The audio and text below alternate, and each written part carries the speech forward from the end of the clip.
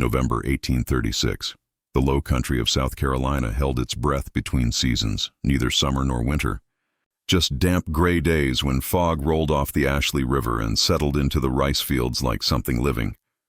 This was the kind of weather that made people tell ghost stories, the kind that made enslaved people speak in whispers about things that should not be possible, about free men who vanished in northern cities and reappeared in southern chains, about documents that could erase a person's entire existence with a single forged signature, about conspiracies so vast, so profitable, so protected by powerful men that speaking the truth out loud could get you killed. Rosewood Plantation sat on 1,200 acres of profitable land 12 miles north of Charleston. Its owner, Margaret Hartwell, was everything a successful planter should be. Educated at Harvard, connected to Charleston's oldest families through his marriage, refined in his tastes, collecting rare books and French wines, generous to his church, kind to his horses, and absolutely ruthless in extracting maximum profit from the 147 human beings he claimed as property. His daughter Margaret was 23 years old in that November of 1836, and she carried a secret that could destroy her family and get her killed. For 6 years, she had been teaching enslaved children to read in a hidden room behind the plantation library, not out of some grand abolitionist conviction, not because she thought slavery was wrong. She had grown up accepting it as natural as breathing, but because of something her mother told her before dying of yellow fever when Margaret was 16. "Your father is not the man you think he is." Her mother had whispered this from her deathbed, gripping Margaret's hand with surprising strength for someone so close to death. The books in his study, the ledgers he keeps locked away, if you ever find them, if you ever read them, you will understand that everything we have is built on something far worse than you know. Promise me you will look. Promise me you will know the truth, Margaret had promised. And 1 month after her mother's burial, she had picked the lock on her father's private cabinet and found ledgers that made no sense. Names, dates, locations, but not purchases of slaves through normal channels. These were different. Detailed descriptions of men and women, their ages, their skills, their literacy levels, their former occupations, merchant, blacksmith, teacher, seamstress, and next to each name, a location: Philadelphia, New York, Boston, Baltimore, free cities, northern cities. At 17, Margaret had not understood what she was looking at. It took 2 more years of careful observation, of listening to conversations her father thought she could not hear, of noting patterns in the new arrivals at Rosewood before the full horror became clear. Her father was not just a plantation owner. He was part of a network that kidnapped free black people from northern states, forged documents declaring them escaped slaves, and sold them into permanent bondage in the Deep South. It was monstrously illegal, breathtakingly profitable, and protected by judges, sheriffs, ship captains, and politicians who took their cut of the proceeds. The realization had shattered something in Margaret. Not enough to make her speak out. She was still her father's daughter, still protective of her own survival, but enough to make her do something. If she could not free the people her father enslaved, she could at least give them the tools to possibly free themselves someday. Reading, writing, knowledge.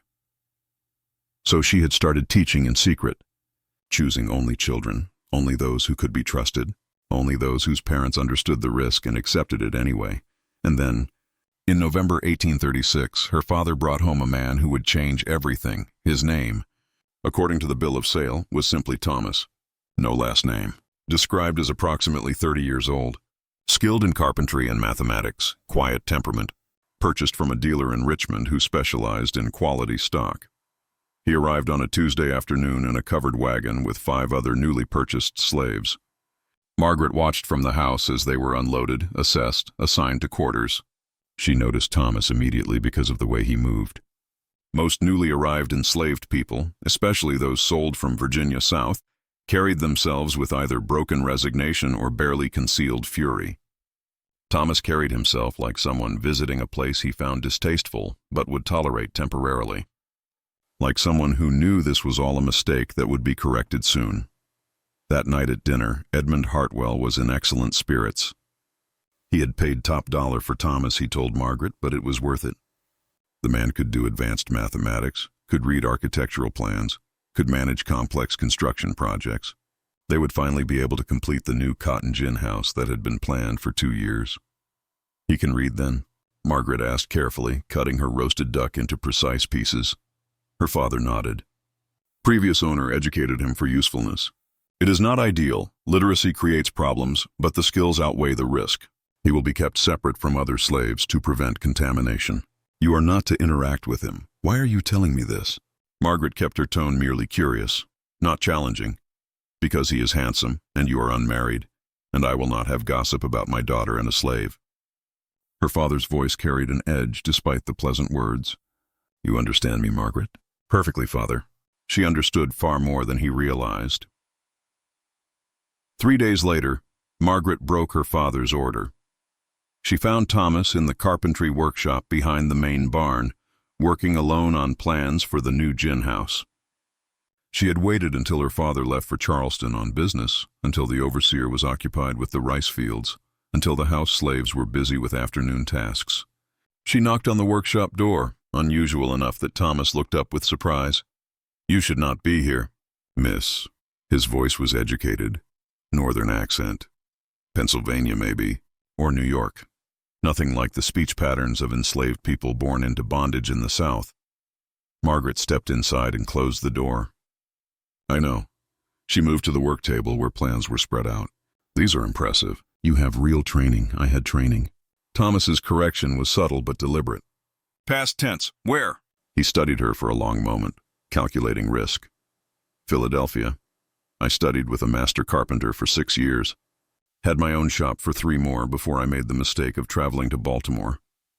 The pieces clicked together in Margaret's mind with sickening clarity. "You are free. I am free. Present tense. This is illegal. I was drugged in Baltimore, woke up in chains in Virginia, sold south with forged papers claiming I was an escaped slave from a North Carolina plantation that does not exist. But I have proof. Letters from clients in Philadelphia, documents showing my business, testimonies from men who knew me. I have been trying to get word north for 4 months, but no one will carry letters for a slave, and I cannot escape without knowing exactly where I am or how to navigate this region." "Why are you telling me this?" Margaret whispered. "I could go to my father right now. You could, but you will not."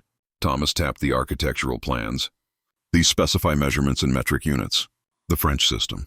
Your father ordered these plans drawn and assumed I would not notice or would not care. But no southern plantation owner uses metric. These plans were drawn by someone educated in Europe. And the scale is wrong for a cotton gin house. This is designed as secure storage for something else. Documents, perhaps. Valuable papers that need protection from fire and moisture." Margaret's pulse quickened. "You figured that out from architectural plans?" "I figured it out because I notice things. Like the fact that you speak differently to house slaves than your father does. Like the fact that you have ink stains on your right hand that suggest regular writing. But ladies of your class do not typically maintain correspondence so extensive. Like the fact that 3 slave children in the quarters can write their own names in the dirt, which should be impossible unless someone is teaching them." Cold fear flooded through Margaret. "You are threatening me. I am proposing an alliance." Thomas set down his pencil. "Your father is building a secure structure to hide documents he cannot afford to have discovered.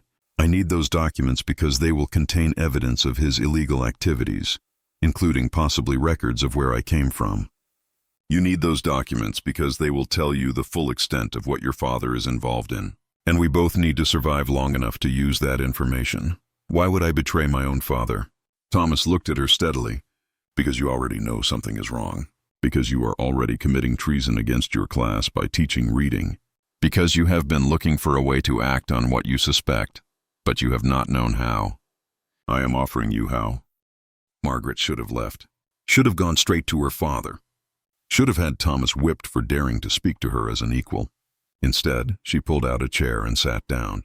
"Tell me exactly what you think my father is doing. Tell me everything. Before I answer, before we uncover the twisted truth about what really happens at Rosewood Plantation, do me a favor.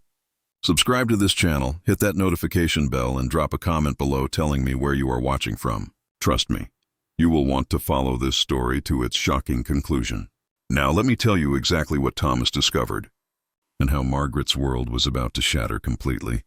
Thomas had been watching, listening and documenting everything since arriving at Rosewood 5 weeks earlier. He spoke with the methodical precision of someone trained in evidence and argument, someone who understood that proof mattered more than passion. Your father does not operate alone. There is a network spanning from Maryland to Louisiana, at least 20 men actively involved, probably more in supporting roles. They target specific types of free black people, skilled tradesmen, literate individuals, people with resources who can be sold for premium prices. The process is systematic. They identify targets in northern cities, usually through corrupt informants who frequent black churches, markets, mutual aid societies. Once identified, the target is drugged, typically with laudanum in their drink at a tavern or boarding house. They wake up in chains, often on a ship already heading south. By the time they are conscious enough to protest, they are days away from any jurisdiction where their freedom could be verified. How do they maintain the deception? Margaret asked, though she already suspected the answer. Documents. Forged bills of sale claiming the person is actually an escaped slave. Forged affidavits from fictional slave owners in southern states. Corrupt judges in border cities who sign rendition orders without investigation.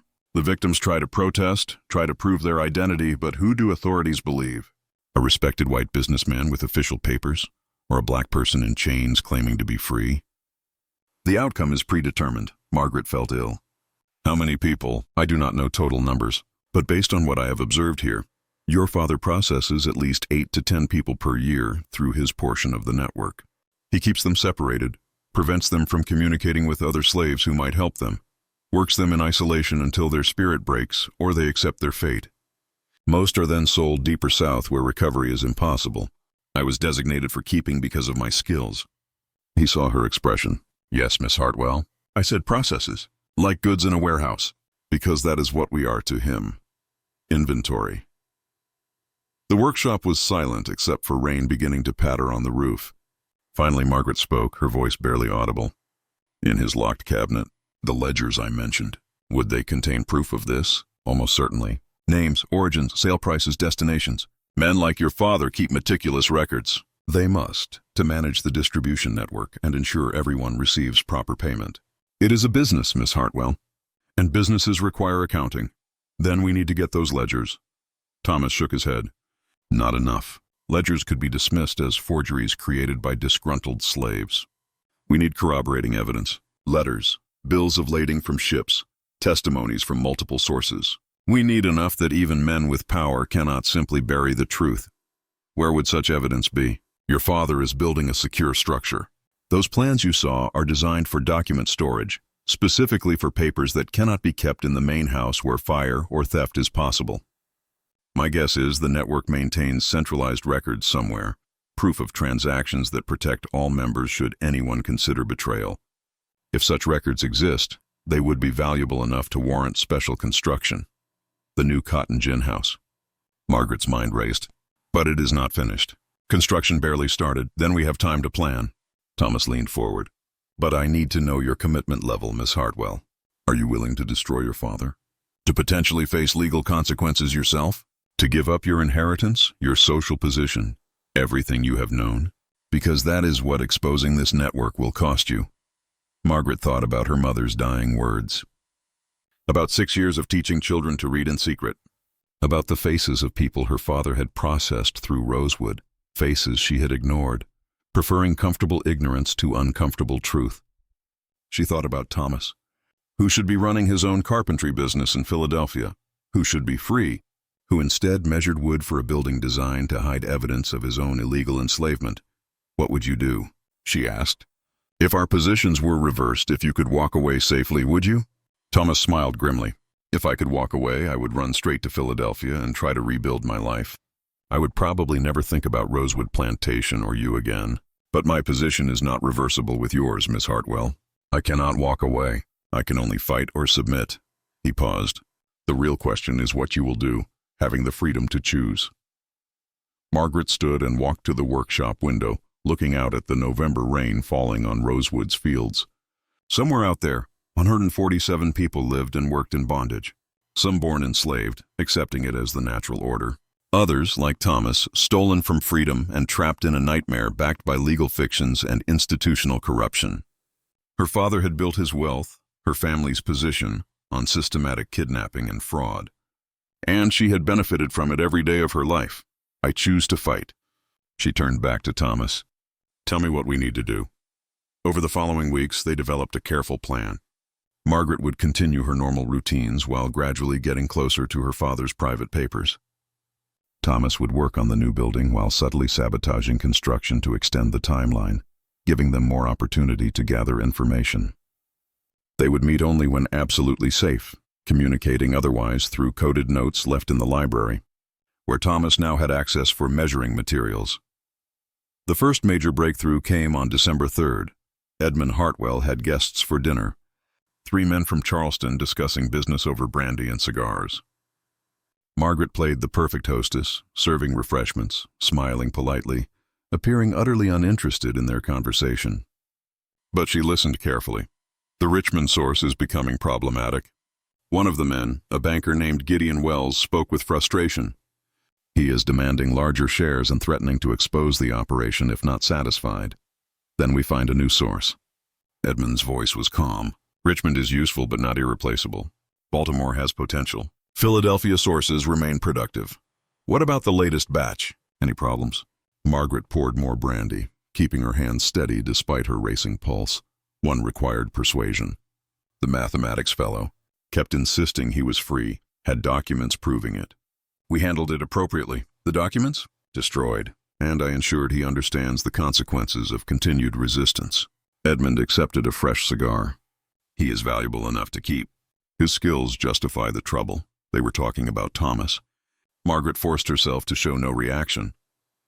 The third man, Judge Carvel, someone Margaret recognized from her father's political circles, spoke up. We need to accelerate the documentation centralization. Too many members keeping independent records creates vulnerability. The planned facility at your plantation, Edmund. When will it be operational? Spring. Perhaps late March if weather cooperates. Thomas is proving capable despite his attitude. Keep him in line. We cannot afford disruptions now. Judge Carvel drained his brandy. I have 3 cases currently before my court. Abolitionists filing habeas corpus petitions for people they claim are illegally enslaved. The petitions lack merit, but they demonstrate increased scrutiny. We must be more careful. Careful, yes, but not paralyzed. Edmund leaned back, utterly confident. We have operated successfully for 12 years. We have protection at every level of government. We have eliminated problems before they became threats. This network is too profitable, too well connected, too necessary to the regional economy to be seriously threatened. Margaret excused herself, claiming fatigue. Once in her room, she immediately wrote everything she had heard in careful cipher, using a code Thomas had taught her based on his Philadelphia business correspondence. The next morning, she left the notes in their designated location, a hollowed-out volume of French poetry her father would never touch. Thomas's response came that afternoon. 3 words slipped between pages of another book. Documentation. Judge Carvel. Margaret understood immediately. A judge involved in the conspiracy would have legal documents, court records that could corroborate the ledgers, evidence from an independent source that would be harder to dismiss. But accessing a judge's private papers would be exponentially more dangerous than searching her own father's study. She spent 2 days considering approaches before opportunity presented itself. Judge Carvel's wife, Adelaide, invited Margaret to a ladies' tea on December 8th. The invitation specified an afternoon affair while the judge attended court in Charleston. Margaret accepted immediately. The Carvel home was elegant, filled with expensive furniture and imported decorations. 8 women gathered for tea and gossip, discussing fashion, upcoming holiday social events, servant problems. Margaret played her role perfectly, contributing just enough conversation to seem engaged, while her mind worked on the real problem. Adelaide, what beautiful bookcases. Margaret commented during a lull in conversation, gesturing toward the judge's visible study through open double doors. Are those all legal volumes? Adelaide laughed. Those are my husband's precious law books. He jokes they are worth more than I am. Absolutely forbids anyone from touching them. Even the house girl only dusts under his supervision. How thoroughly organized. Margaret kept her tone casually impressed. My father's study is chaotic by comparison. Organization is everything in legal matters. Adelaide's pride was evident. Carvel maintains files on every case, cross-referenced by date, type, and defendant. He can locate any document within minutes. Margaret filed this information away and returned her attention to the tea party, but her mind raced with implications. Cross-referenced files meant systematic documentation, which meant possible records of every falsified slave case Judge Carville had handled. That evening, she wrote Thomas a detailed note describing the study layout, the filing system, Adelaide's protective attitude toward the books. His response came the next day. "We need inside the house." "Not possible for me." "Must be you." Margaret knew he was right. A black man, enslaved or free, could never simply enter a judge's home unsupervised. But a respectable white woman paying an afternoon social call, that was entirely normal. She spent 3 days crafting the perfect excuse and executing her plan. On December 12th, she returned to the Carville home in the late afternoon, carrying a basket of preserves and an apologetic expression. "Adelaide, I am so embarrassed. I left my grandmother's brooch here during the tea. I realized it only this morning. Might I look in the parlor where we sat?" Adelaide, flustered by unexpected company and in the middle of directing dinner preparations, waved her toward the parlor. Of course. Please, look wherever you need. I must check with Cook. She has been impossible today. Excuse me just a moment." The moment Adelaide disappeared into the kitchen, Margaret moved quickly to the study. The filing cabinets were exactly as described. She scanned labels, looking for any category that might contain what she needed. Criminal cases, property disputes, rendition hearings. That would be it. Cases involving the return of escaped slaves across state lines. She pulled open the drawer, her hands shaking slightly. Inside were dozens of files, each labeled with a name, date, and brief description. She pulled out 3 at random and scanned them quickly. Petition for writ of habeas corpus denied. Defendant's claim of free status unsupported by credible documentation. The language was nearly identical across all 3 files. Different names, different dates, but the same outcome every time. And in the margins of each file, handwritten notes in what must be Judge Carville's hand. Payment received as discussed. Network facilitation fee. Margaret heard footsteps. Adelaide returning. No time to replace the files properly. She shoved them back into the drawer, pushed it closed, and moved swiftly to the parlor, grabbing a sofa cushion and pretending to search beneath it. Found it. She called out, holding up the brooch she had deliberately brought from home. It had fallen behind the furniture. Oh, good. Adelaide appeared in the doorway, relieved. "I would have felt terrible if we lost your family heirloom. May I offer you tea before you go?" Margaret declined gracefully, made her excuses, and left. Only when she was safely in her carriage did she allow herself to shake with reaction. She had not gotten physical copies of the files, but she had seen enough. Judge Carville was not just protecting the network through favorable rulings. He was being paid for it. Facilitation fees, payments for denying legitimate habeas corpus petitions filed by free black people trying to prove their status. That night, she shared everything with Thomas during a carefully orchestrated encounter in the library, where he was supposedly taking measurements for new bookshelves. "This is substantial," Thomas said quietly, his eyes sharp with intensity. "A sitting judge accepting payment to deny legitimate legal claims. This goes beyond kidnapping. This is systemic corruption of the justice system itself. But we still do not have physical proof," Margaret pointed out. "I saw the files, but I cannot testify about them. Who would believe a woman's testimony against a respected judge? Then we need the files themselves. Or we need testimony from someone whose voice cannot be easily dismissed." Thomas paused. "Tell me about your father's business associates. Who visits Rosewood regularly? Who might have access to his correspondence?" Margaret thought carefully. Her father's business agent, Marcus Finley, came monthly to review accounts. The family attorney, Jonathan Pierce, visited quarterly.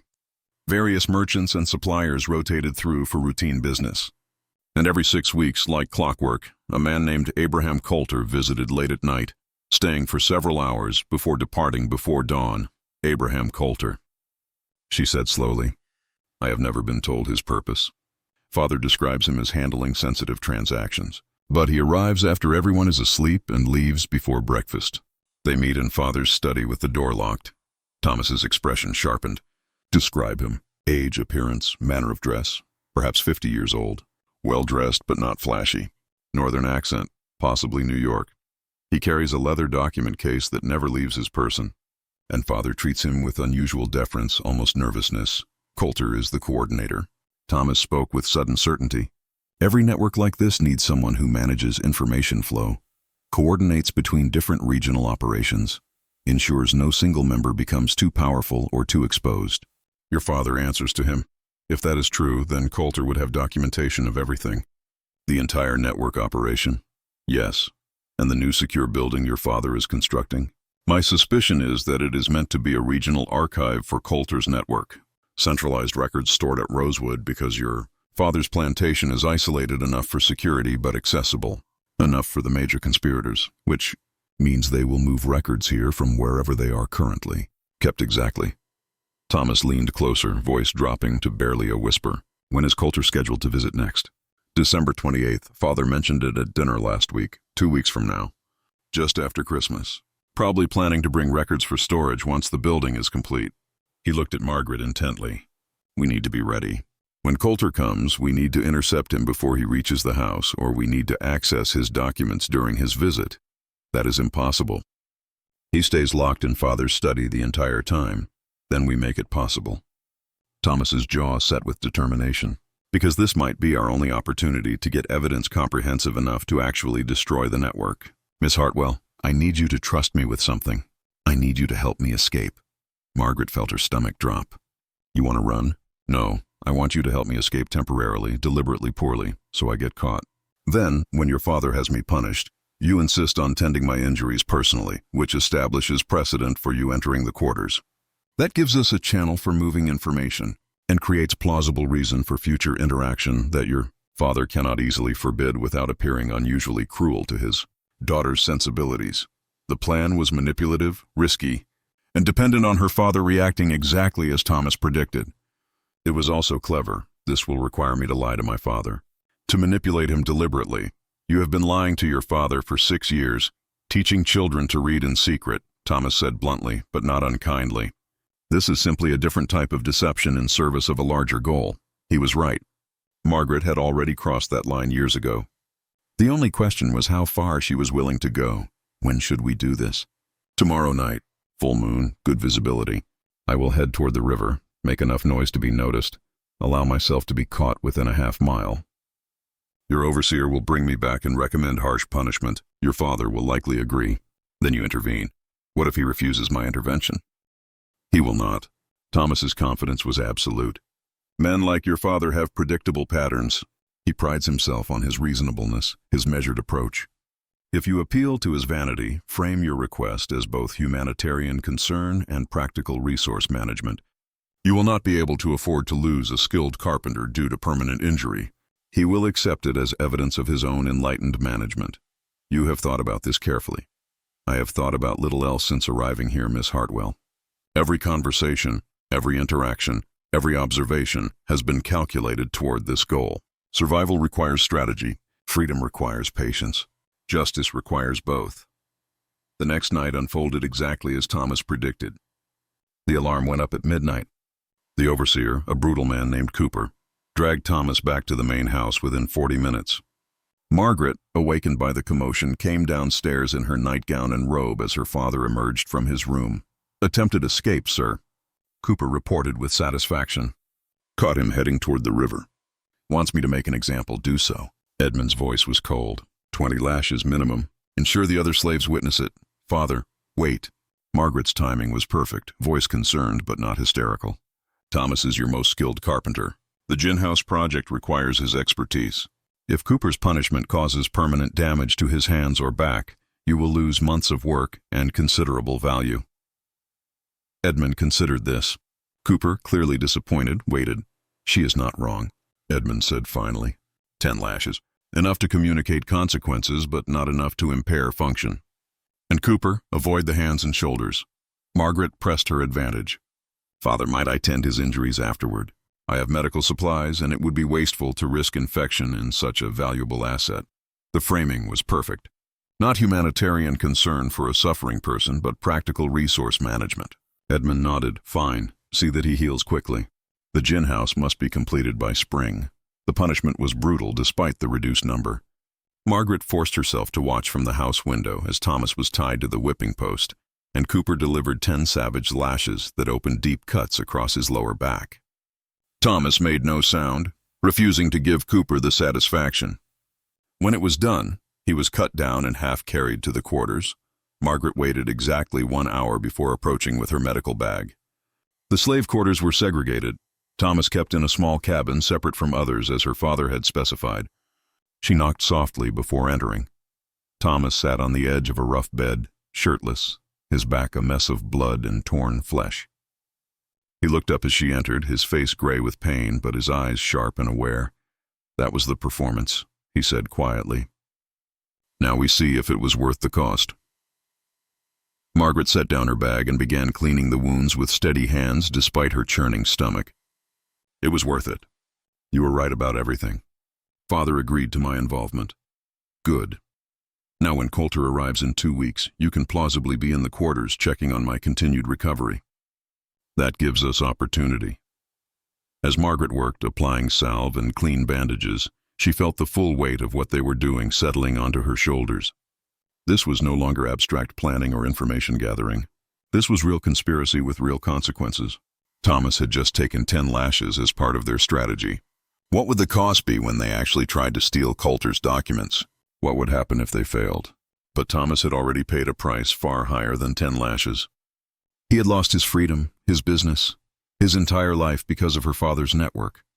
Whatever risks Margaret faced, they were nothing compared to what Thomas risked every single day simply existing in chains. "Tomorrow I will bring better bandages and willow bark for pain," she said quietly, finishing her work. "And I will begin planning exactly how we intercept Abraham Coulter." Thomas nodded. "We have 2 weeks. Let us use them well." The 2 weeks before Abraham Coulter's scheduled arrival passed in careful preparation disguised as routine. Margaret visited Thomas daily, ostensibly to monitor his healing. Her father approved this arrangement with barely concealed satisfaction, pleased that his daughter understood the importance of protecting valuable property. He had no idea that during each visit, behind closed doors in Thomas's isolated cabin, they were planning the systematic destruction of everything Edmund Hartwell had built. Thomas's back healed slowly, the lash marks forming raised scars that would remain permanently. He never complained, treating the pain as simply another variable to manage. His mind remained razor-sharp, focused entirely on their goal. During Margaret's visits, they spoke in careful whispers, developing contingency plans for every scenario they could imagine. The secure building, what Edmund called the gin house, but what they knew was meant for document storage, progressed exactly as Thomas had designed it to progress, which was slowly. He had built deliberate flaws into his work, mistakes subtle enough to pass initial inspection, but significant enough to require correction. A foundation that settled unevenly. Roof supports cut slightly wrong, requiring replacement. Window frames that did not quite fit their openings. Each error bought them additional time. On December 15th, Margaret learned something that changed their timeline dramatically. She was helping arrange her father's study for a meeting when she noticed a letter on his desk, still sealed but with a return address she recognized. Abraham Coulter, New York. She memorized the address, then carefully used steam from a kettle to lift the seal without breaking the wax, a trick her mother had taught her years ago for reading her father's correspondence without detection. The letter's contents made her blood run cold. Edmund, the Philadelphia situation has become complicated. Federal authorities are investigating disappearances of free black citizens, and certain informants have become unreliable. I am accelerating the timeline for centralization. I will arrive December 20th, not December 28th as originally planned. I will bring all Northern Regional documentation for immediate storage in your facility. Construction must be completed by my arrival. I cannot risk maintaining these records in vulnerable locations any longer. Additionally, I am bringing 3 new acquisitions for processing through your operation. All are highly educated, high-value targets. One is a teacher, one a physician, one a shipping clerk. The teacher and physician have families actively searching for them, which creates risk. They must be moved south quickly after breaking. Ensure Cooper understands the necessity of rapid psychological submission. I have no patience for extended resistance with these 3. Confirm receipt of this letter immediately. A.C. Margaret carefully resealed the letter and placed it back exactly as she had found it. Then she went directly to the library and left an urgent coded message for Thomas in their designated book. 8 words. Coulter arrives early. December 20th. Bringing 3 people. Building unfinished. Thomas's response came within hours, tucked into a different volume. Continue normal behavior. I have contingency, But Margaret could see the problem clearly. December 20th was only 5 days away. The secure building was nowhere near complete, which meant Coulter would either delay his arrival after all, or he would need to store his documents somewhere else temporarily. The most logical location would be Edmund's study, which had a fireproof safe. If Coulter's complete archive went into that safe, accessing it would become exponentially more difficult, and 3 new people being brought for processing. 3 free individuals who would be drugged, beaten, broken, and sold south into permanent bondage. The teacher and physician had searching families. There would be habeas corpus petitions, newspaper advertisements, inquiries. The network would crush all of it with forged documents and judicial corruption, just as they had crushed every previous attempt at justice, unless Margaret and Thomas stopped them. That evening at dinner, Edmund was tense and distracted. He barely touched his food, and when Margaret asked if something troubled him, he waved off her concern. Business complications. Nothing for you to worry about. His tone discouraged further questions. After dinner, he went directly to his study and remained there for hours. Margaret heard him moving around, opening and closing cabinets, the distinctive sound of the safe being operated multiple times. He was preparing for Coulter's early arrival, making space for the documents. At midnight, after the house had settled into silence, Margaret slipped out to Thomas's cabin. This was dangerous visiting him at night, but necessity outweighed caution. She knocked their signal, 3 soft taps, pause, 2 more taps. Thomas opened the door immediately, fully dressed despite the hour. He had been expecting her. December 20th. She said without preamble. 5 days. What is your contingency? We take the documents during Coulter's arrival, not after. Thomas moved to the small table where he had been working by candlelight. I have been mapping the timeline. Coulter will arrive in the evening, your father's usual preference for sensitive meetings. He will bring the documents in his document case. They will meet in the study, likely for several hours while reviewing contents. During this time, the documents will be most vulnerable. How? They will be in a locked study with 2 men. We cannot simply walk in and demand them. No, but we can create a situation that forces them to evacuate the study while leaving the documents behind. Thomas spread out a rough sketch of Rosewood's main house layout. The study has 1 window, east-facing. The stable is approximately 50 yards east of the house. If a fire were to break out in the stable during their meeting, a serious fire threatening to spread, they would evacuate the house to coordinate response. Protocol would be to secure valuables, but in chaos, with multiple crises happening simultaneously, priorities become confused. You want to burn the stable. I want to create a controlled fire that appears to threaten the main house but actually does not. Enough smoke and drama to force evacuation, not enough to cause genuine catastrophe. While your father and Coulter are outside organizing response, you enter the study, take the documents from Coulter's case, and hide them. Where would I hide documents that substantial? We are talking about possibly hundreds of pages. You hide them in the one place no one would look. In your father's own filing cabinets mixed with his legitimate business papers. We do not need to remove them from the house immediately. We just need to separate them from Coulter so he cannot simply retrieve them and leave. Once hidden, we have time to plan proper extraction. Margaret considered the plan. It was audacious, dependent on precise timing, and required multiple things going exactly right. It was also probably their best option, the 3 people Coulter is bringing. What happens to them? Thomas's jaw tightened. If we succeed in taking the documents, we create enough chaos that processing them becomes impossible. Your father will be too focused on managing the crisis and searching for the missing archive. That might buy them time, might allow them to escape or be discovered. But I cannot promise their safety, Miss Hartwell. I cannot even promise ours. What if we simply freed them, let them escape during the fire? 3 newly arrived captives, still drugged or restrained, unfamiliar with the area, with no money and no knowledge of safe routes north. They would be recaptured within hours, and their escape would trigger immediate intensive investigation. We would be discovered, so we sacrifice them to protect our plan. Thomas met her eyes steadily. Yes, that is exactly what we do. Because 3 people suffering now versus potential liberation of dozens or hundreds in the future. The mathematics are brutal, but they are clear. Margaret wanted to argue, wanted to insist there must be another way. But she knew he was right. They could not save everyone. They could barely save themselves. The best they could hope for was gathering evidence strong enough to eventually destroy the network, which might prevent future kidnappings even if it could not undo past ones. "I hate this," she said quietly. "So do I.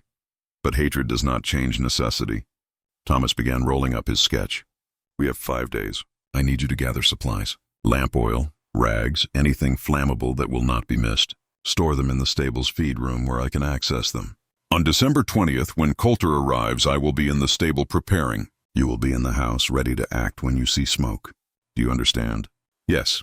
Margaret turned to leave, then paused. "Thomas, what happens after? If we succeed, if we get the documents, what do we do with them?" "We disappear, both of us. We take the evidence north to Philadelphia, to abolition societies that will know how to use it. We testify, we provide documentation, we destroy these men legally and publicly. And then we live with whatever consequences follow. My father will hunt us. The network will hunt us. Yes, which is why we must be thorough and quick. Once we move, there is no turning back, no hesitation, no mercy. We burn everything down, Miss Hartwell. Your father, Judge Carvel, every man connected to this conspiracy. We turn their carefully constructed system into ash and ruin. Are you prepared for that?" Margaret thought about her mother's deathbed plea. About 6 years of teaching children to read in secret. About Thomas's family lost in Philadelphia. About 3 people arriving in 5 days who would be processed like cargo. About the 147 enslaved people at Rosewood, some stolen from freedom, others born into chains, all suffering under the weight of her family's wealth. "I am prepared," she said firmly. Let them burn. The next 5 days were excruciating in their normalcy. Margaret maintained her routine perfectly, attending church on Sunday, receiving social calls from neighboring plantation ladies, practicing piano, reading in the library. She played the role of dutiful daughter so convincingly that Edmund actually commented on how much more pleasant she had become lately, not difficult or questioning as she had been in her younger years. If you only knew, Margaret thought. Smiling sweetly and agreeing with whatever he said, she gathered supplies carefully, taking small amounts from different locations so nothing would be missed. A can of lamp oil from the storage room claiming she needed it for her bedroom lamps. Rags from the laundry, saying she wanted to polish furniture in her room. A box of matches, purchased during a trip to the general store for other items. Each component innocuous on its own, collectively deadly when combined with intention. Thomas worked on the building during daylight hours, now suddenly finding ways to accelerate progress. He wanted Edmund to believe completion was possible before Coulter arrived. Wanted him feeling confident rather than anxious. A confident man made mistakes. An anxious man stayed vigilant. On December 18th, 2 days before Coulter's scheduled arrival, the 3 kidnapped victims arrived at Rosewood. Margaret was in the house when the covered wagon pulled up to the rear entrance, away from public view. Through her window, she watched as 3 figures were unloaded, all shackled, all clearly drugged or beaten into submission. 2 men and 1 woman. The woman was young, perhaps Margaret's age. She moved with the mechanical compliance of someone whose spirit had been recently crushed. One of the men, older with graying hair, still had defiance in his posture despite the chains. The physician, Margaret guessed. Educated, respected, stolen from his life and thrust into nightmare. The third person was younger, early 20s, and he was weeping silently as Cooper dragged him toward the quarters. Margaret felt rage so intense it nauseated her. These were not abstractions in ledgers. These were real people, stolen from real lives, suffering real terror. And her father was orchestrating it. Her father, who sat across from her at dinner each evening. Her father, who had raised her, educated her, provided for her. Her father, who was fundamentally, irredeemably monstrous. That night, she barely slept. She lay in her bed thinking about the woman in the quarters, wondering if she had children somewhere searching for her. Wondering if the physician had patients who depended on him.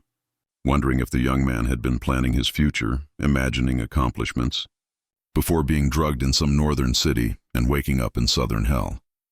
December 20th arrived gray and cold, temperature dropping toward freezing. Edmund was energized at breakfast, actually humorous, making small talk about Christmas preparations. He seemed to have no awareness that his daughter was planning his destruction, that the enslaved carpenter he trusted with his special building had been methodically sabotaging everything for weeks, that tonight his entire operation would begin collapsing. Men like her father never expected resistance from those they considered beneath them. That blindness was their weakness. Abraham Coulter arrived at 7 o'clock that evening, precisely as scheduled. Margaret watched from her bedroom window as his carriage pulled up to the main entrance. He emerged carrying the leather document case Thomas had described, clutching it protectively as he greeted Edmund.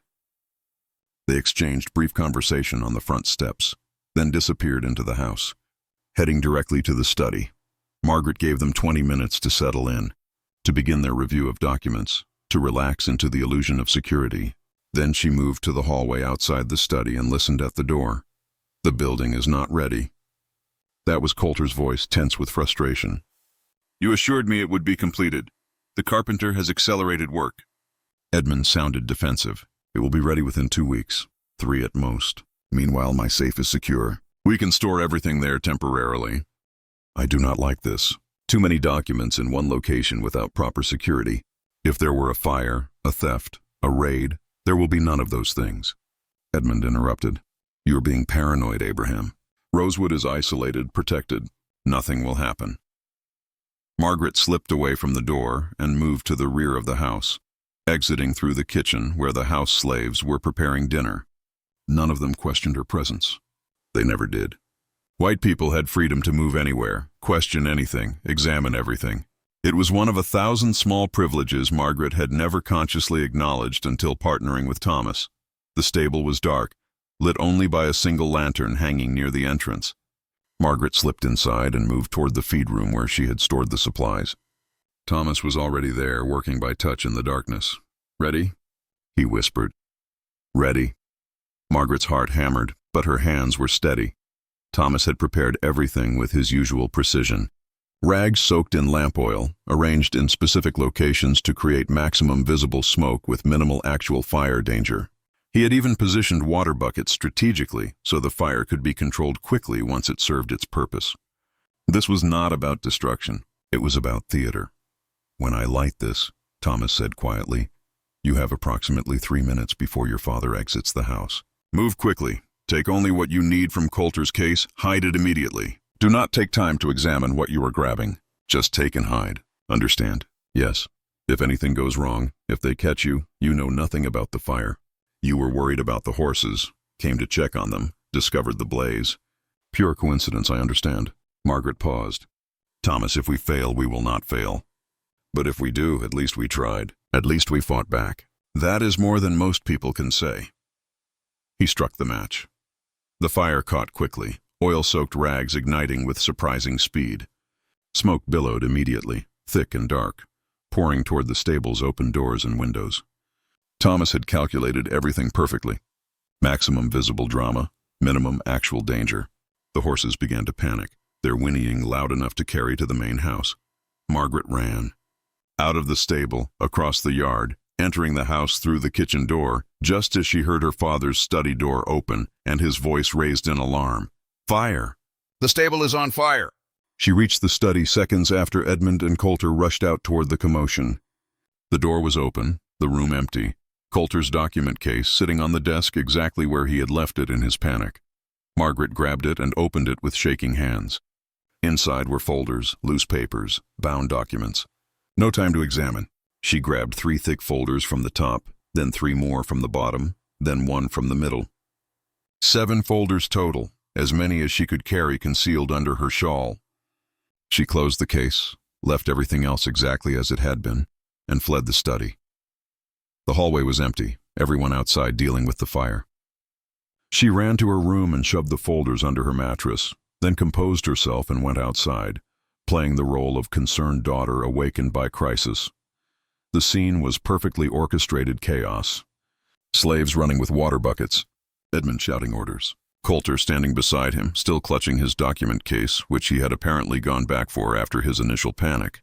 The stable produced impressive smoke but relatively little flame. Within 20 minutes, the fire was contained, leaving minimal actual damage. As the excitement died down, Margaret heard Cooper reporting to Edmund. "Looks like lamp oil spilled in the feed room, sir. Might have been careless with the lantern. Investigate thoroughly tomorrow." Edmund's voice was sharp with stress. "We could have lost everything." Coulter was examining his document case, checking the contents. Margaret held her breath, waiting for him to notice the missing folders. But the case still contained substantial material. In the dark, in the chaos, with his focus divided, he apparently did not realize several folders were gone. "Everything accounted for?" Edmund asked. "Yes." Coulter's voice was tight. "But this confirms we need proper storage immediately. I will not tolerate this level of risk. The building will be ready. I guarantee it." They returned to the house, talking in low, urgent voices. Margaret waited outside a few more minutes, then retired to her room, claiming exhaustion from the stress. Once alone, she pulled the folders from under her mattress and began examining what she had taken. The first folder contained correspondence between Coulter and various network members across the South. Letters discussing specific operations, naming names, describing methodology. This alone would be devastating evidence. The second folder was financial records. Payments made, profits distributed, expenses for bribes and facilitation fees. A complete accounting of the network's economy. The third folder contained detailed profiles of victims. Not just names and origins, but full descriptions. Previous occupations, family information, literacy levels, sale prices, final destinations. Dozens of people, each reduced to data points in a ledger of human trafficking. Margaret felt tears welling, but forced them back. No time for emotion. She needed to hide these immediately, somewhere they could survive even if her room was searched. She remembered Thomas's advice. Hide them in plain sight, mixed with legitimate papers where they would be overlooked. She crept downstairs to her father's study. The house had settled back into quiet. Edmund and Coulter apparently retired for the night. She slipped into the study and moved to the filing cabinets where Edmund kept business correspondence, legal documents, property records, all meticulously organized by category and date. Margaret distributed the stolen folders throughout the existing files. Coulter's letters mixed with routine business correspondence. Financial records inserted into her father's account ledgers. Victim profiles filed with property assessments. Each folder separated, each set of papers distributed, making them nearly impossible to find without knowing exactly what to look for. By 3 in the morning, she was done. The evidence was hidden. She returned to her room and finally allowed herself to shake with reaction. They had done it. The first stage was complete, but she knew the hardest part was still coming. Coulter would eventually realize documents were missing. There would be investigation, suspicion, searches. The file would be examined more carefully. Questions would be asked, and somehow, through all of that, she and Thomas needed to survive, retrieve the hidden documents, and escape north with evidence intact.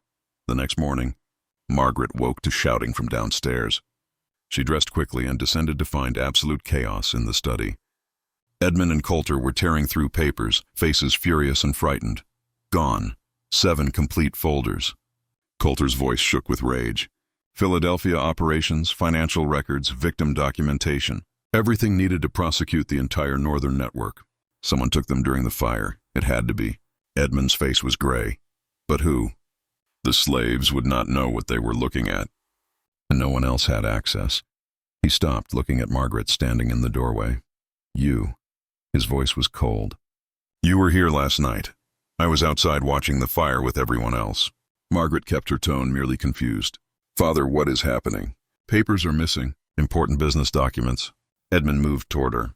"Did you enter my study last night?" "No." The lie came smoothly. "Why would I?" "Search her room," Coulter commanded. "Search it thoroughly."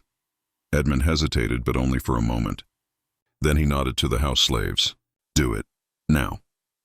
Margaret stood in the hallway while her room was ransacked. They found nothing, of course. The evidence was not there. After 30 minutes, the slaves reported the room clean. Edmund dismissed them and turned to Margaret with an expression she had never seen before. Not anger, not even suspicion. Something colder. Calculation. "If I discover you had anything to do with this, daughter or not, there will be consequences you cannot imagine. I understand, Father." Margaret met his eyes without flinching. "But I promise you, I know nothing about your missing papers." She walked away with her head high, leaving them to their paranoid searching. In her pocket, hidden in the folds of her dress, was one page she had kept separate from the rest. A list of network members, 23 names with addresses and roles. She had memorized every word. The war had begun. And Margaret Hartwell was no longer simply her father's daughter. She was the weapon that would destroy him. The 3 days following the theft were the most dangerous of Margaret's life. Rosewood Plantation transformed into something resembling a military garrison under siege. Edmund hired additional overseers, men with hard faces and violent reputations. He instituted searches of all slave quarters, twice daily. He questioned every enslaved person individually about suspicious activity the night of the fire. He brought in a detective from Charleston, a man named Garrison who specialized in theft investigations. Coulter remained at Rosewood, refusing to leave until the documents were recovered. He moved through the house like a predator, watching everyone with cold suspicion. Margaret felt his eyes on her constantly, measuring, calculating, waiting for her to make a mistake. But she made none. She maintained her routine with absolute consistency. Morning walks in the garden, afternoon reading in the library, evening needlework by the fire. She was perfectly calm, perfectly innocent, perfectly boring. The performance of her life, delivered with flawless commitment. Thomas, meanwhile, endured the worst of the investigation. As the most recently acquired slave, as someone with proven intelligence and capability, he became the primary suspect. Cooper questioned him repeatedly, using methods that left new scars alongside the whip marks. But Thomas never broke. He maintained his story with unwavering consistency. He had been in the stable before the fire. Yes, checking his tools for the next day's work. He had smelled smoke, had shouted alarm, had helped fight the blaze. He knew nothing about any documents. He could barely read, he claimed, certainly not well enough to understand complex legal and financial papers. The lie about his literacy was crucial. If they suspected he could read at a sophisticated level, they might reconsider their dismissal of him as a suspect. So he played the role of barely educated slave, maintaining the deception that had protected him since arriving at Rosewood. On December 23rd, Margaret managed a brief encounter with Thomas in the library, ostensibly showing him measurements for shelves Edmund had ordered. They had perhaps 90 seconds alone. They found nothing, Thomas whispered, his face bruised from Cooper's interrogation. They tore apart every building, searched every slave, examined every inch of the grounds. Nothing. The documents are safe, Margaret confirmed quietly. Hidden exactly where you suggested. But Coulter is not leaving. He has delayed his return to New York indefinitely. Then we accelerate our timeline. We cannot wait. Every day increases risk of discovery. Thomas's eyes were intense despite his injuries. Christmas Day, your father will be distracted with traditional obligations. Most of the household will be occupied with celebrations. That is when we move. Move where? How? North, immediately. We take the documents and run. I have been cultivating a contact among the river workers, a free black man who operates a small cargo boat.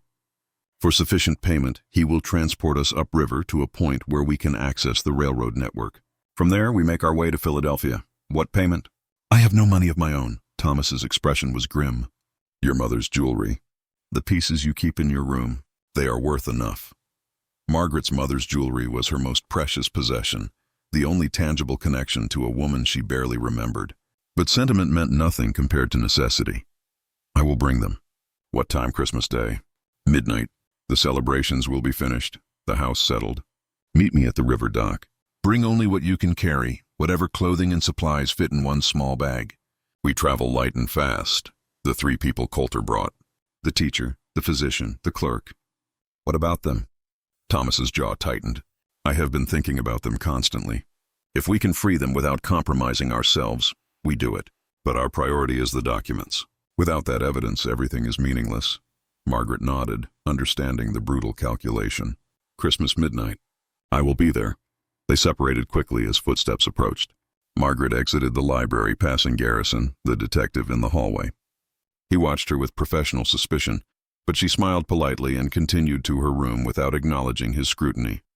That night, she began her preparations. She selected clothing appropriate for travel. Practical dresses, warm cloak, sturdy boots. She gathered her mother's jewelry from its hiding place, a pearl necklace, emerald earrings, a gold bracelet set with rubies. Worth perhaps $800 total, enough to buy passage and supplies for the journey north. She also retrieved the hidden page with the network member list and carefully sewed it into the lining of her traveling cloak. If everything else was lost, this single document could still do devastating damage to the conspiracy. On Christmas Eve, the plantation went through the motions of celebration. Edmund hosted dinner for neighboring families, a tradition he maintained despite his current anxiety. Margaret played hostess perfectly, directing servants, making conversation, ensuring everything appeared normal. She laughed at jokes, discussed fashion and gossip with other young women, and showed no sign that in 24 hours she would vanish forever. Coulter attended the dinner, charming and sophisticated in his conversation, revealing nothing of his true purpose. Margaret studied him carefully, this man who coordinated the kidnapping and sale of free human beings. He looked entirely ordinary, well-dressed, educated, speaking knowledgeably about literature and politics. A monster wearing the mask of respectability so convincingly that no one questioned what lay beneath. After dinner, the guests departed and the household prepared for Christmas Day. Edmund seemed to relax slightly, the social obligations providing temporary distraction from his missing documents. He actually smiled at Margaret as they retired for the evening. "You managed that well tonight," he said with rare approval. "Your mother would have been proud." The comment was intended as kindness but landed like accusation. Her mother, who had begged Margaret to uncover the truth. Her mother, who had known what Edmund was and had tried to warn her daughter. Her mother, whose jewelry Margaret would use to fund their escape and destruction of everything Edmund had built. "Thank you, Father," Margaret said simply, and went to her room. She did not sleep. She lay in bed fully dressed beneath her nightgown, waiting for the house to settle into silence.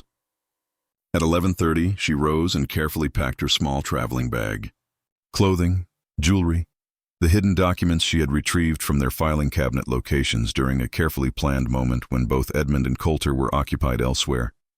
She had not been able to recover all 7 folders, but she had gotten 4, including the most crucial, the victim documentation and the financial records. At 11:50, she slipped out of her room and down the back stairs, avoiding the main hallways where Garrison had stationed himself overnight. The kitchen was empty, the house slaves long since retired to their quarters. She exited through the rear door and moved quickly toward the river. The night was cold and clear, stars brilliant overhead. Margaret could see her breath. She pulled her cloak tighter and hurried along the path toward the dock, her bag clutched against her chest. Thomas was already there, waiting in the shadows.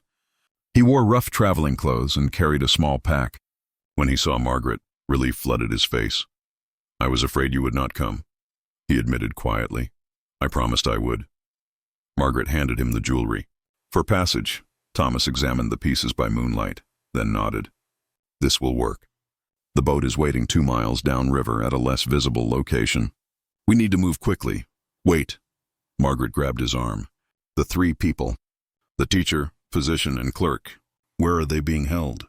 "In the new building. Your father moved them there 2 days ago, using it for secure confinement even though it is not finished. Can we free them?"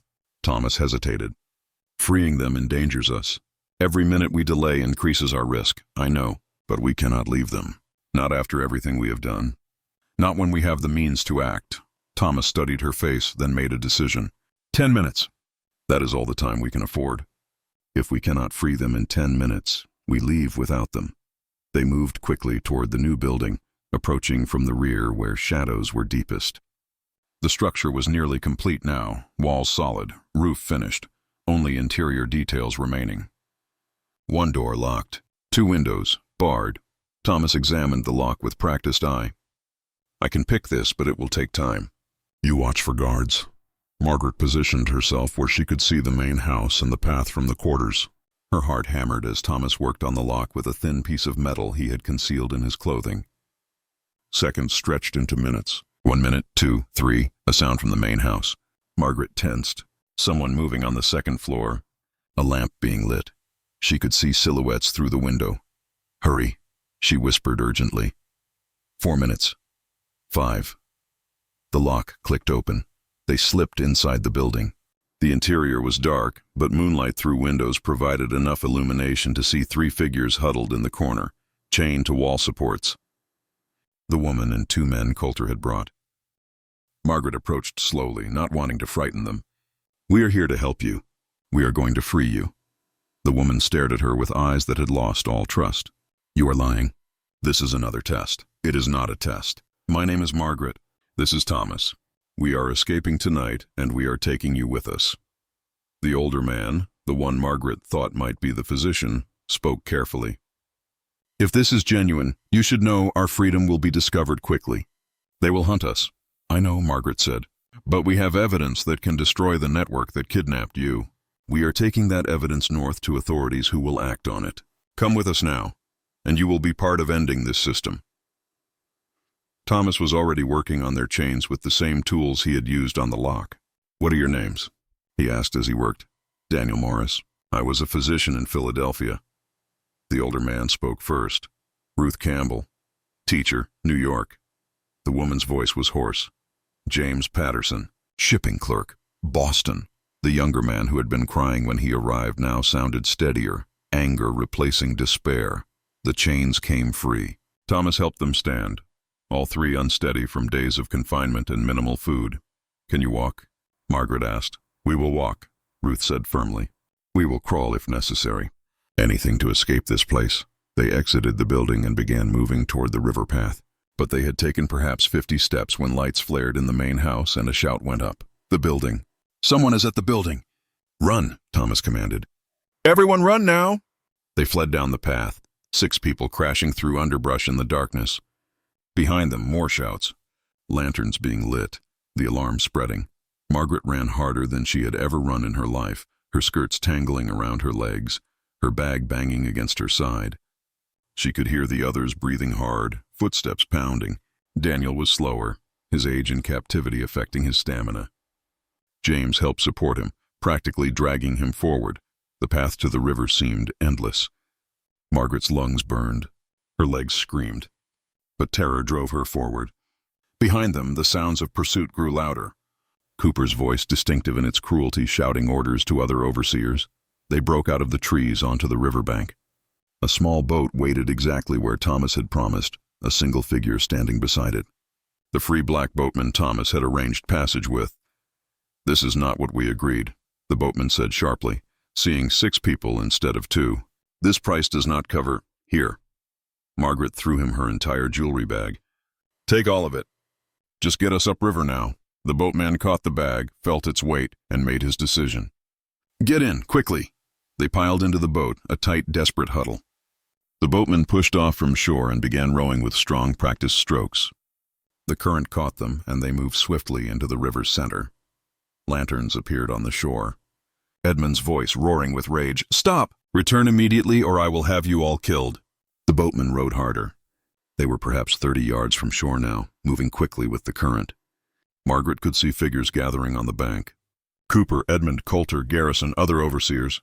Some had rifles. Down, Thomas shouted. Everyone get down! They flattened themselves in the boat as the first shot rang out. The bullet whined overhead, missing by feet. More shots followed, but shooting accurately at a moving target on water in darkness was nearly impossible. The boat continued downriver, the shots becoming more sporadic as distance increased.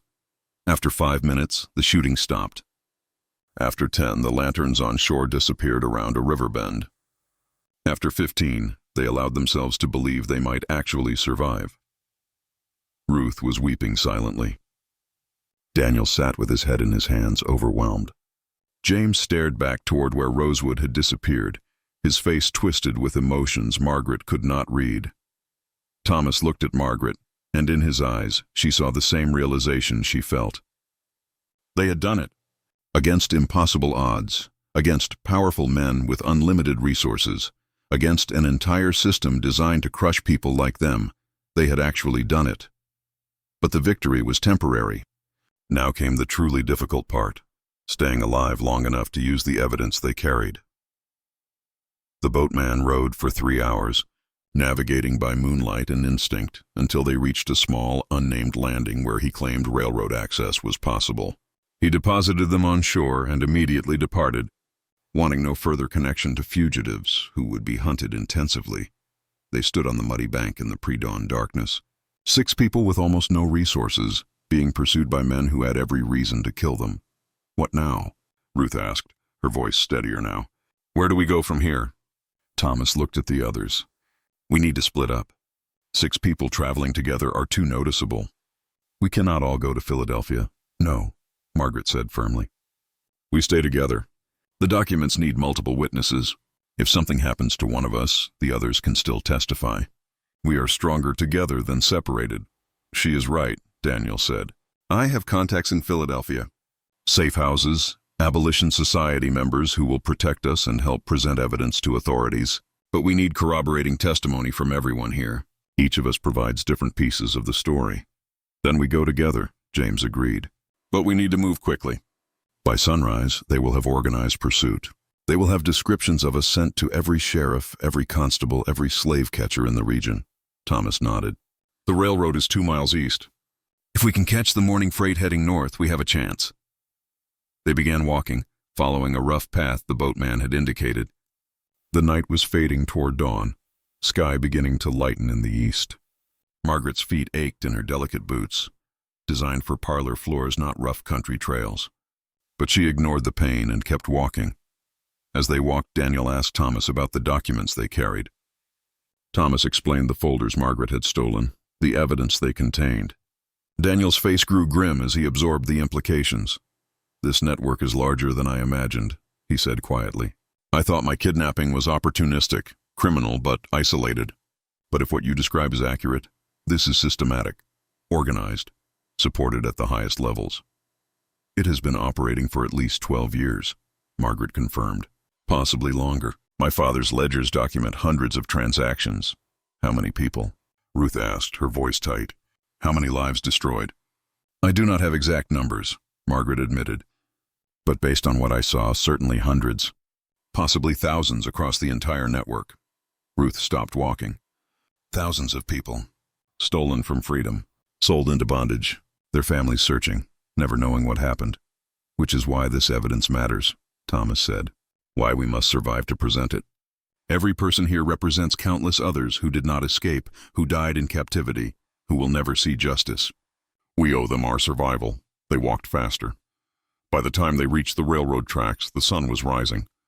A small depot stood nearby, barely more than a shack with a telegraph line. A freight train sat on the tracks being loaded with cargo. Workers moved with practiced efficiency, barely glancing at the 6 bedraggled travelers who approached. Thomas studied the train carefully. We need to board without being noticed. No tickets, no official record of our presence. The freight cars, James said, his shipping clerk experience suddenly valuable. 4th car from the engine, the one being loaded with cotton bales. We can hide among the cargo. They waited until the workers took a break, then moved quickly. James led them to the specified car, and they climbed inside, burrowing into the spaces between cotton bales. The hiding spot was cramped and uncomfortable, but effectively concealed them from casual observation. 20 minutes later, the train lurched into motion. They were heading north. For the first hour, no one spoke. They simply sat in the darkness among the cotton bales, processing what had happened. Escaped. Actually escaped. The realization felt impossible. Finally, Ruth broke the silence. Thank you. Both of you. For coming back for us. We could not leave you, Margaret said simply. Most people would have. Most people would have protected themselves and abandoned us. You risked everything to free people you did not know. Thomas risked far more than I did, Margaret said. I am a white woman from a wealthy family. Even if caught, there are limits to what they could do to me legally. Thomas? They would kill him, slowly and publicly, as a warning to others. Thomas shrugged. Fear of consequences only matters if you allow it to control your actions. I decided months ago that I would rather die fighting than live in submission. Everything since has simply been following that decision to its logical conclusion. What will you do? Daniel asked him. After we present the evidence, after we destroy the network, what happens to you? I do not know, Thomas admitted. I had a life once. A business, a reputation, a place in my community. That is gone now. Even if technically free again, I cannot simply resume what was taken. Too much has changed. I have changed. Perhaps I will go to Canada. Start fresh somewhere they have never heard of Thomas the carpenter or the network that destroyed him. Or, Margaret said quietly, perhaps you stay and fight. Testify not just about this network, but about the entire system of slavery. Use your intelligence and anger to advocate for abolition. Your voice matters, Thomas. People need to hear from someone who experienced both freedom and bondage, who can articulate the horror of that transition. Thomas looked at her with an unreadable expression. You speak as if you have plans for us beyond simple survival. I do. We have evidence to destroy one kidnapping network, but that network exists because slavery itself creates the environment for such horrors. We do not stop with exposing your father's conspiracy, Margaret. We use it as ammunition in the larger fight. Daniel nodded slowly. The abolition societies in Philadelphia will support this. The evidence you carry is exactly what we need to counter the narrative that slavery is benign, that enslaved people are content, that the system is justified. Your documentation proves deliberate systematic evil. That cannot be dismissed or rationalized. But will anyone care? James asked bitterly. We are talking about crimes against black people. In my experience, authorities rarely prioritize justice for us, which is why we need Margaret, Ruth said, understanding suddenly. A white woman from a wealthy Southern family, testifying against her own father, presenting evidence of a conspiracy involving judges and politicians. That carries weight. That creates a scandal too large to ignore. Margaret had not thought of herself as particularly valuable to the cause beyond the documents she carried. But Ruth was right. Her testimony, her willingness to betray her class and family, created a narrative abolitionists could use effectively. Then I will testify, she said firmly, to anyone who will listen, as many times as necessary. I will tell the truth about Rosewood Plantation and Edmund Hartwell and the entire monstrous system he represents. The train rattled northward through South Carolina into North Carolina, stopping occasionally at small stations to load or unload cargo. Each stop was terrifying, the possibility of discovery acute.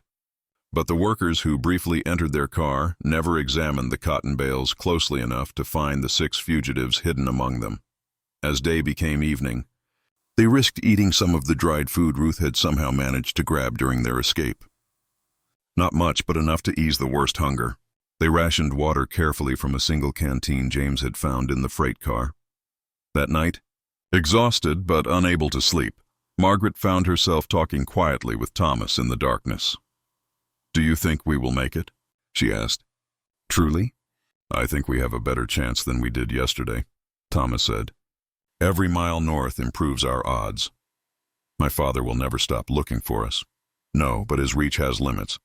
The further from South Carolina we travel, the less power he wields. By the time we reach Philadelphia, we will be in territory where abolitionists have their own power, their own networks. Your father becomes just another Southern planter with no jurisdiction and no authority. Margaret considered this. What if the documents are not enough? What if we present everything and nothing changes? Then at least we tried. At least we bore witness. History will know the truth, even if justice is delayed. Is that enough for you? For your family? Thomas was quiet for a long moment. Nothing will be enough for my family. They are gone. Sarah, Benjamin, Ruth, they died because your father destroyed our lives for profit.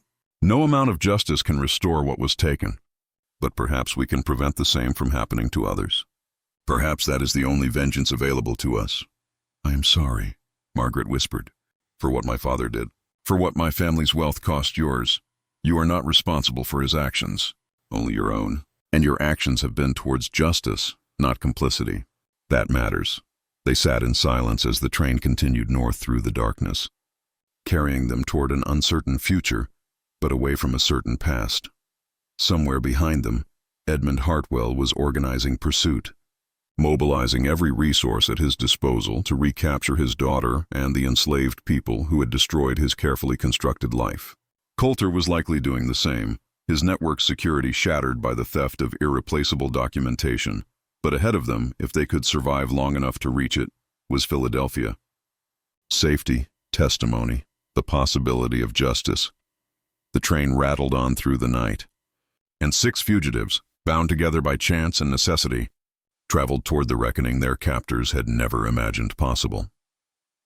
The train crossed into Pennsylvania on December 28th, 3 days after their escape. No one spoke when Thomas, who had been watching through gaps in the freight car walls, announced they had left Virginia behind. But Margaret felt something release in her chest. Pennsylvania, free soil.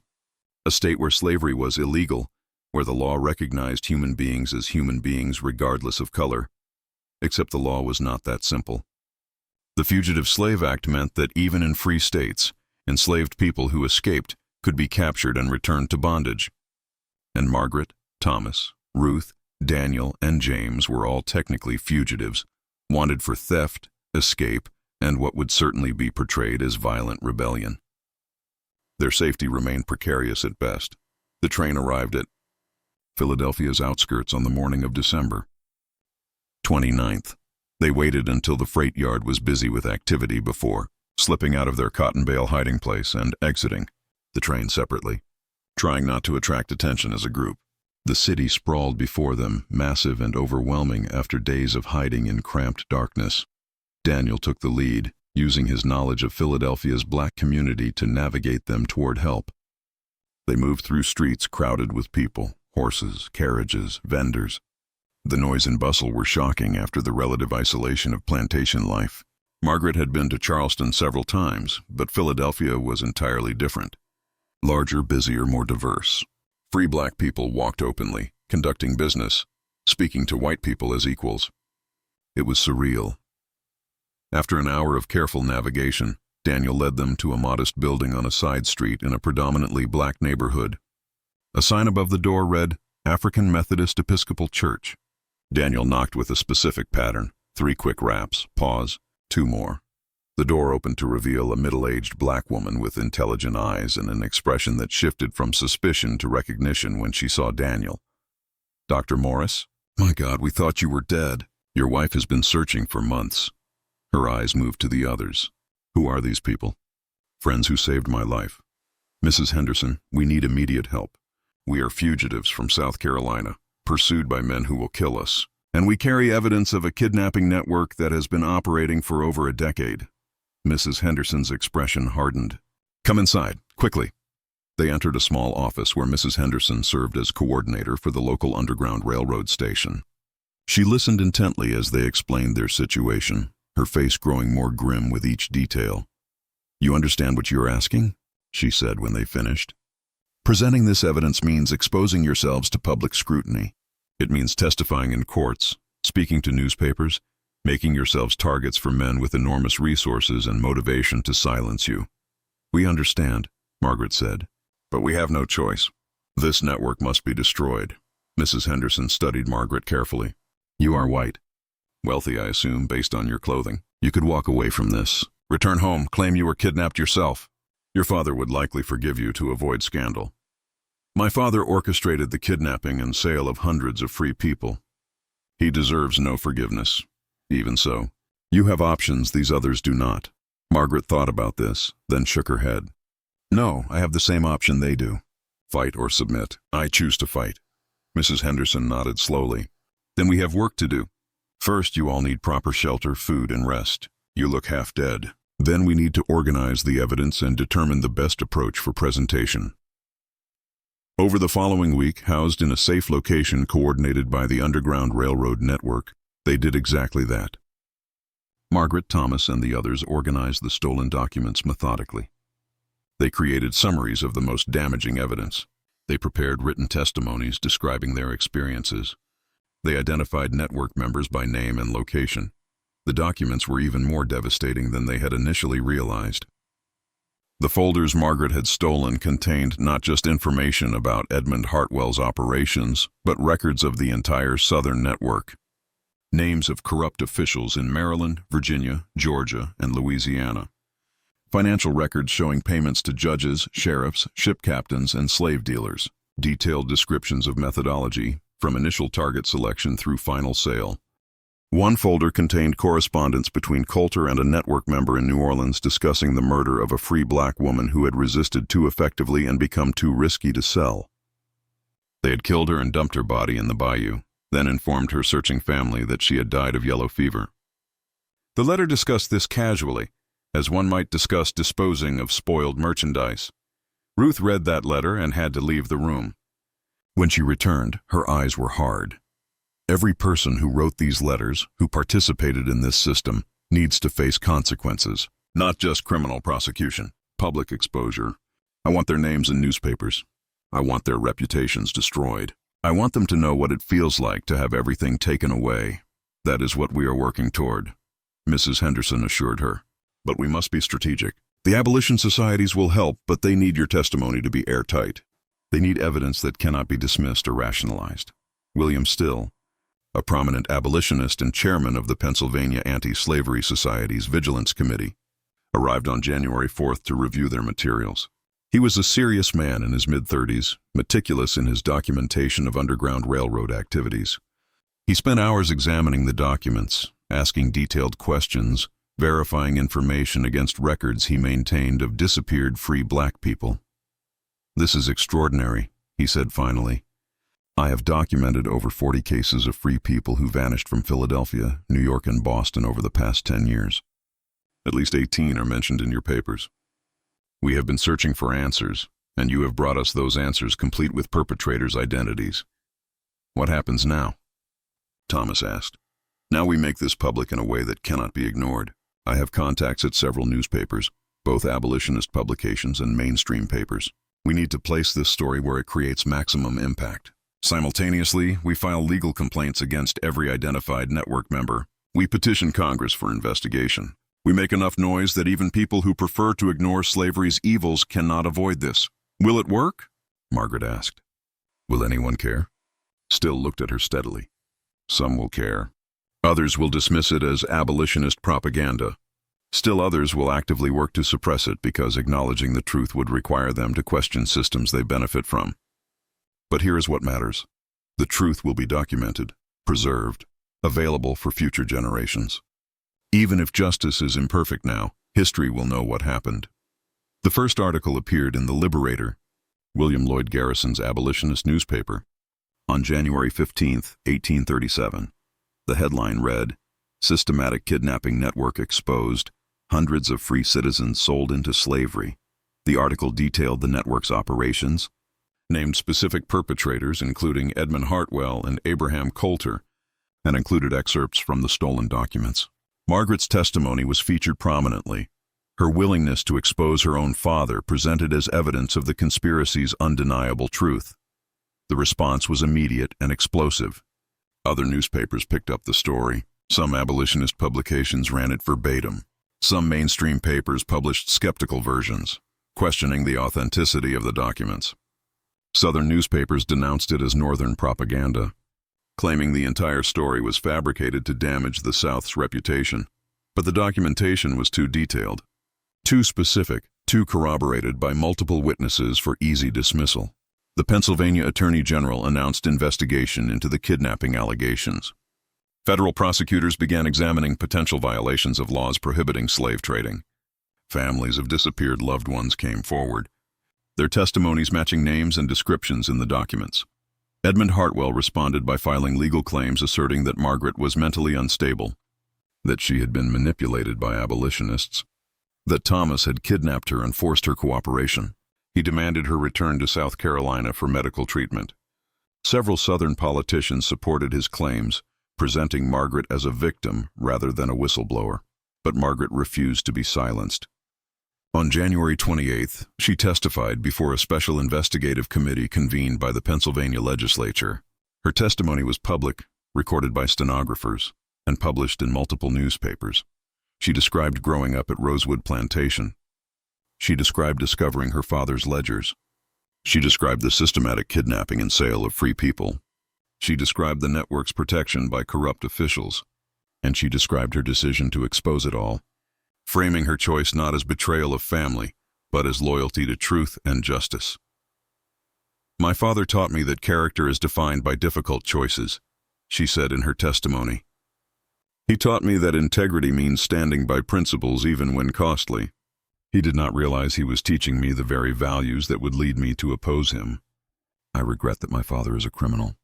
I regret that my family's wealth was built on systematic evil. But I do not regret exposing that evil. Truth matters more than family loyalty. Justice matters more than preserving comfortable lies." The testimony was reprinted across the North. Abolition societies used it in their advocacy materials. Margaret Hartwell became both celebrated and vilified, depending on one's perspective regarding slavery. Thomas testified as well, describing his kidnapping in Baltimore, his sale through the network, his discovery of the conspiracy's scope. His testimony was detailed, technical, focused on evidence rather than emotion. But when asked why he risked everything to expose the network, his answer was simple. Because they took everything from me. My freedom, my business, my dignity. They believed they could destroy a human being without consequence. I am here to prove they were wrong. Ruth, Daniel, and James each provided their own testimonies, corroborating the documentation, adding personal experiences that gave human context to the abstract horror of the records. The legal consequences unfolded slowly but steadily. Abraham Coulter was arrested in New York on February 3rd, charged with kidnapping and human trafficking. He posted bail and immediately fled, disappearing completely. Most believe he went to Europe, living under an assumed identity until his death. Judge Carvell in South Carolina was investigated, but never prosecuted. His connections protected him legally, though his reputation was permanently damaged. He retired from the bench within a year and died in 1842, some say by his own hand. Edmund Hartwell faced the most aggressive prosecution. Pennsylvania issued warrants for his arrest on kidnapping charges. South Carolina refused to honor the warrants, claiming they were politically motivated attacks on Southern institutions. But Edmund could never safely travel north again, effectively confining him to slave states for the remainder of his life. More importantly, his reputation was destroyed. Other plantation owners avoided association with him, fearing contamination by the scandal. His business dealings collapsed.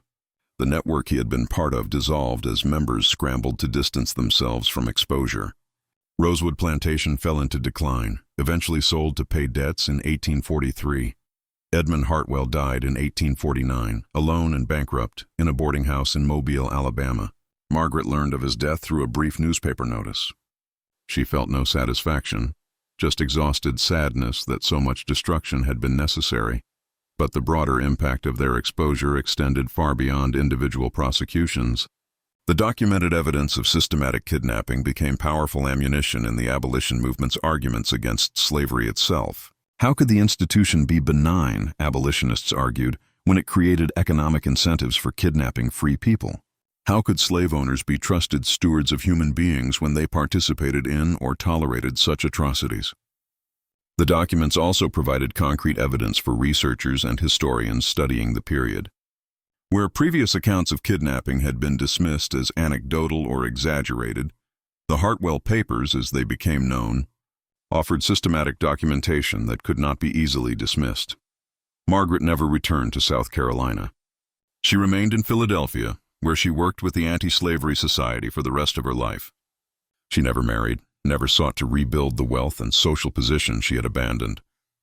She lived modestly, dedicating herself entirely to abolition advocacy and assisting the Underground Railroad. She maintained detailed correspondence with activists across the North, became a skilled public speaker despite her initial nervousness, and wrote extensively about her experiences.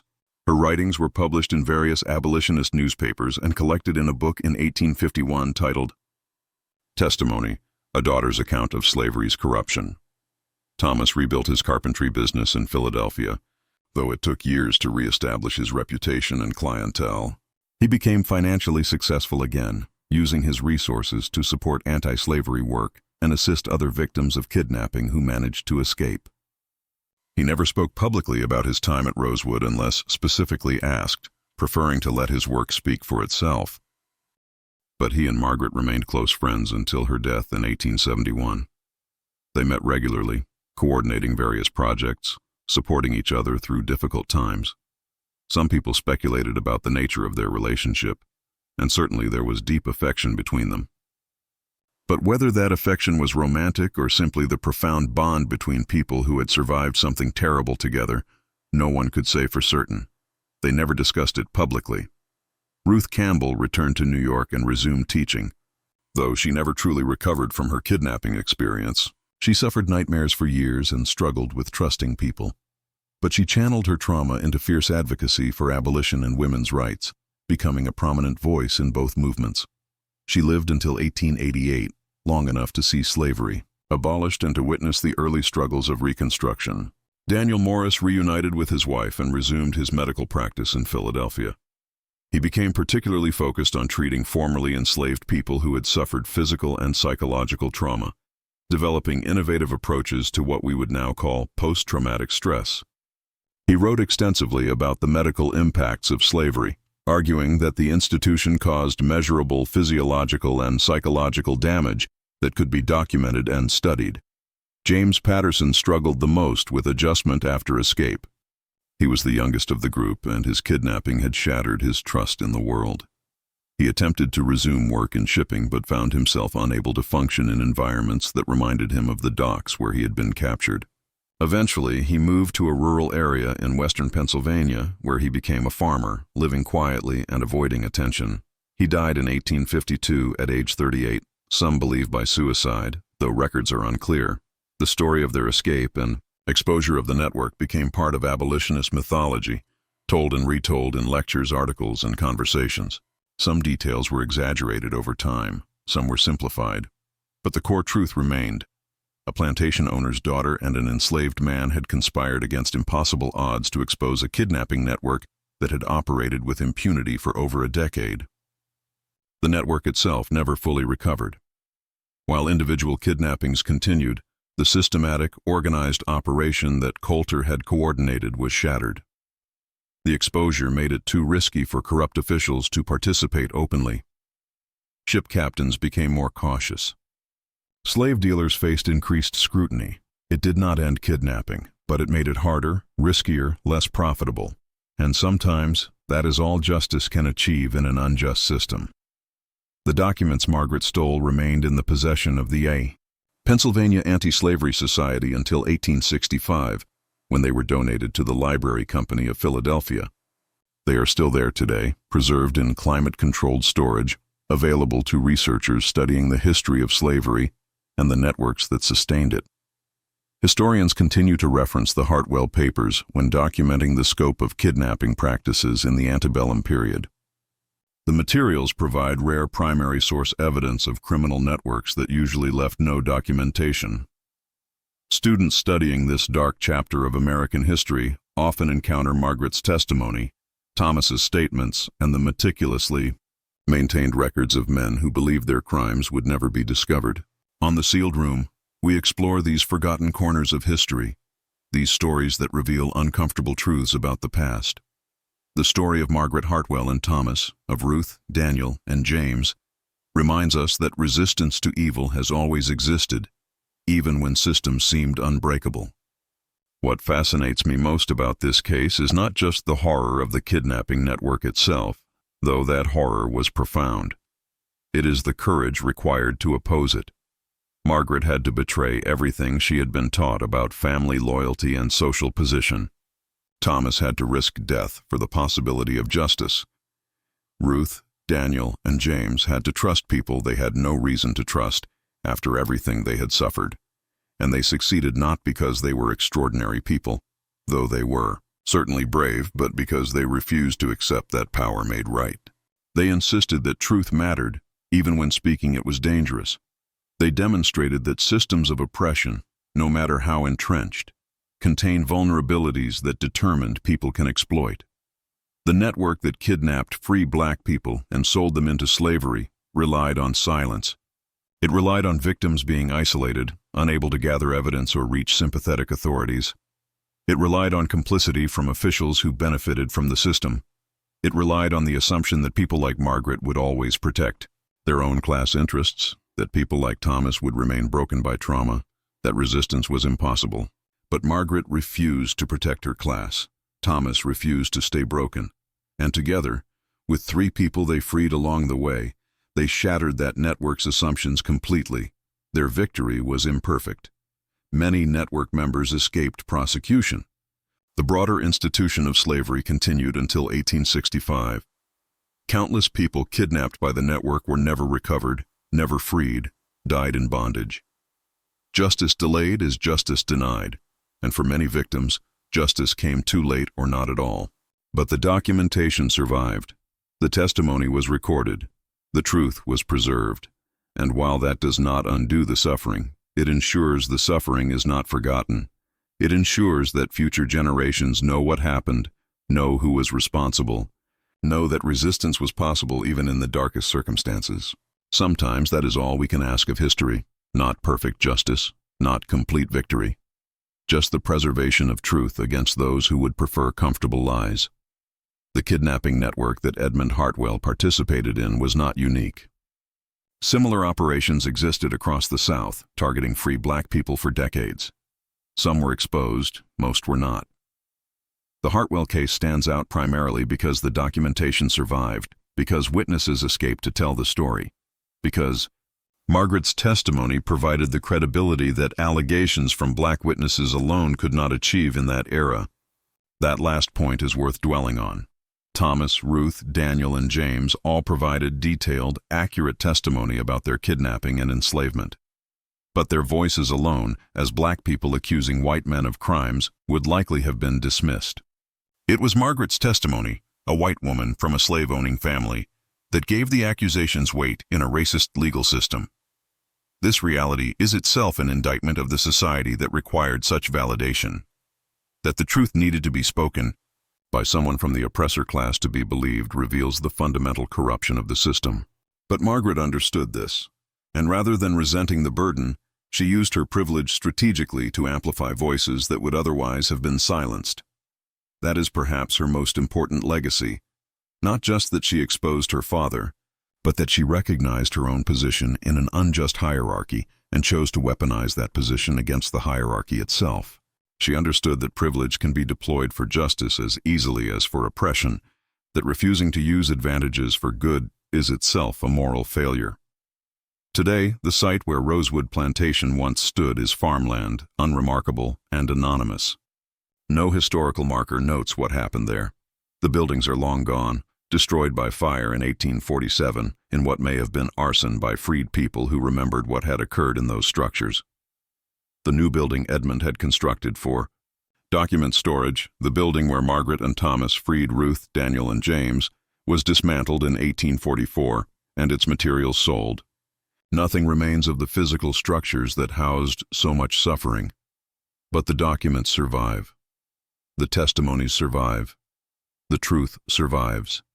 And sometimes, when history is honest with itself, that must be enough. What do you think about this story? Does it change how you understand the complexity of slavery and resistance in the antebellum South? Have you heard of similar cases where documentation survived to preserve truth that would otherwise have been lost? Leave your thoughts in the comments below.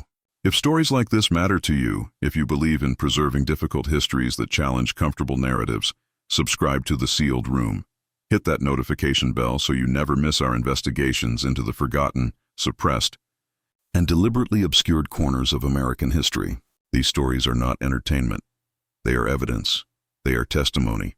They are the voices of people who fought against impossible odds to ensure truth survived. Share this video with someone who needs to hear it.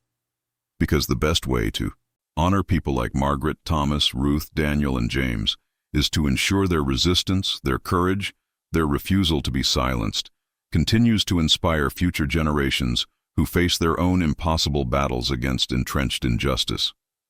Sometimes the most dangerous thing you can do is tell the truth. And sometimes it is the only thing worth doing. See you in the next investigation.